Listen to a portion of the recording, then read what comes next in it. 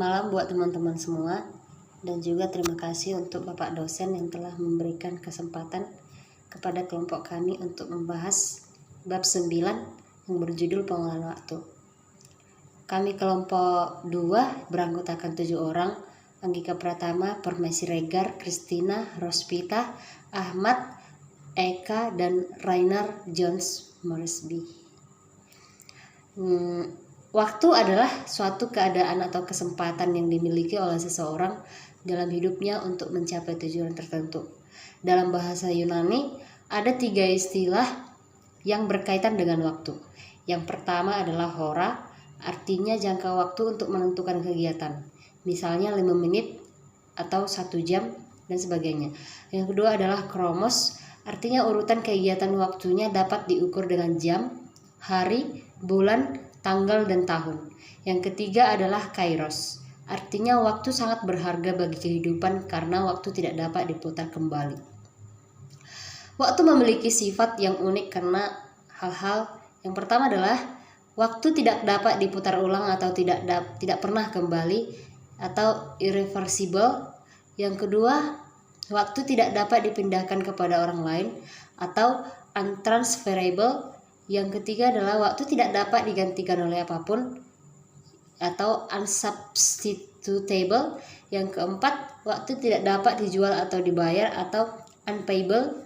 Yang kelima, waktu terus berjalan dan tidak pernah berhenti, artinya atau unstoppable. Yang keenam, waktu tidak dapat ditabung atau dihemat, artinya atau unsavable. Yang ketujuh atau yang terakhir, waktu tidak dapat dikurangi atau ditambah atau unsubsidence.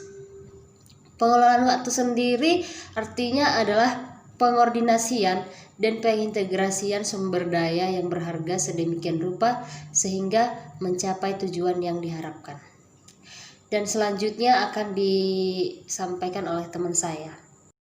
Ada 3 cara untuk mengatur waktu, yaitu yang pertama adalah menetapkan tujuan kita atau dikenal dengan istilah goal, yaitu kita harus menentukan apa tujuan yang harus kita capai.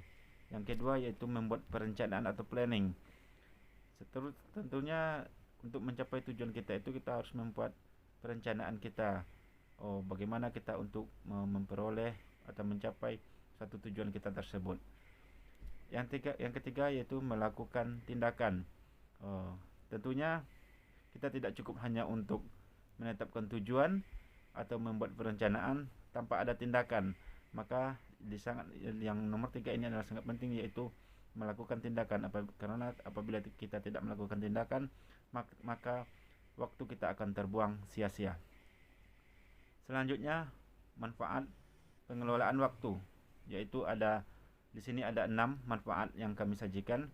Yang pertama, meningkatkan disiplin diri. Yang kedua, mengatur kegiatan pribadi dengan efektif dan efisien sehingga mampu memberikan hasil kerja optimal. Yang ketiga, meningkatkan produktivitas kerja. Makanya di dalam bekerja kita juga dikasih waktu untuk menyelesaikan pekerjaan-pekerjaan kita. Yang keempat yaitu menentukan skala prioritas pekerjaan. Yang kelima, merencanakan program jangka panjang. Jelas ini adalah merupakan jenis untuk waktu yang jangka panjang. Yang keenam, menghindari rasa sesal, kecewa, stres karena gagal mencapai tujuan akibat tidak dapat mengelola waktu dengan baik. Itulah manfaat dari pengelolaan waktu. Faktor-faktor yang mempengaruhi pengelolaan waktu. A. Jenis kelamin. Para ahli mengungkapkan bahwa manajemen waktu kaum perempuan lebih baik daripada laki-laki, karena kaum perempuan banyak mengisi waktu luangnya dengan berbagai kegiatan, sedangkan kaum laki-laki mengisi waktu luangnya dengan bersantai atau tidur. Yang B. Usia. Para ahli menunjukkan bahwa adanya hubungan antar usia dengan manajemen waktu, karena semakin tua usia seseorang, semakin baik pula kemampuan waktunya. C. Pengaturan diri. Tingkat pengaturan diri seseorang yang tinggi dapat membuat manajemen dengan baik, karena ia dapat memilah mana pekerjaan yang penting untuk terlebih dahulu diselesaikan. Yang D, motivasi. Semakin tinggi motivasi dalam melaksanakan pekerjaan, maka semakin tinggi kemampuan manajemen waktunya. E, pencapaian tujuan. Semakin gigih seseorang berusaha mencapai tujuan, maka semakin baik ia mengelola waktunya. Teknik pengelolaan waktu, di mana teknik pengelolaan waktu tersebut dibagi menjadi 3 bagian. Yang pertama adalah menentukan urutan prioritas, di mana urutan prioritas ini adalah daftar pekerjaan yang harus didahulukan atau diutamakan.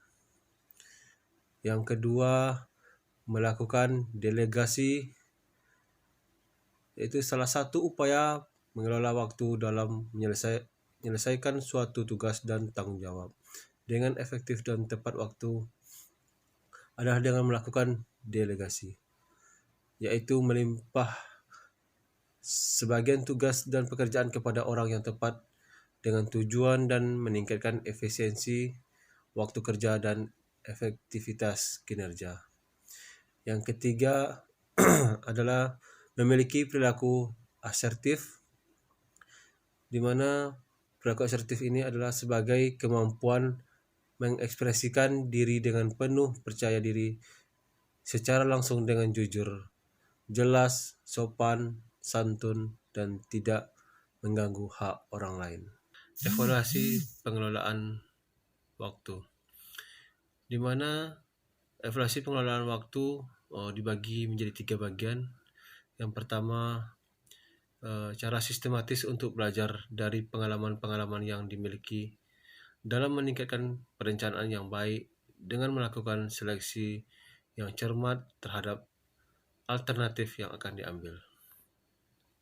Yang kedua, merupakan proses berlanjut dengan tujuan kegiatan pelayanan kesehatan menjadi lebih relevan, efisien, dan efektif.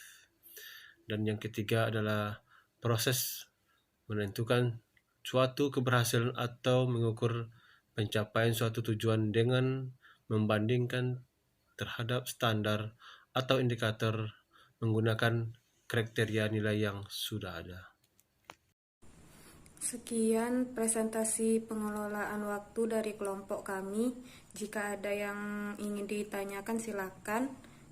Terima kasih atas waktunya. Assalamualaikum warahmatullahi wabarakatuh.